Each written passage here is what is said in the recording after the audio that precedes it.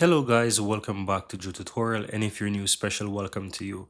And in this video I am going to show you how to delete a list on Amazon. So once you're on Amazon, simple sign into your account, and on the upper right hand side ensure that you go to the account and list, and here you will find your list on the left hand side, and you will find all those lists that you created. So here you can see that I have a tech wish list and I have a shopping list that I've created, and it doesn't matter which one you click on, you're able to choose afterwards which one you want to delete. So let's say I even want to delete this shopping one. I can click on the tech wish list. It doesn't really matter because on the left hand side here you can switch between the lists that you want, because these are the two lists that I have on the left hand side. Now to delete a particular list, you want to ensure that you click on that list. So let's say I want to delete this shopping list here. I can click on it, and all I have to do, guys, is just simply go ahead and click the more and all I have to do is just simply hover over the three dots on the upper right hand side of the list, click on manage list, and here you want to scroll all the way down to the bottom, and here you'll have the option to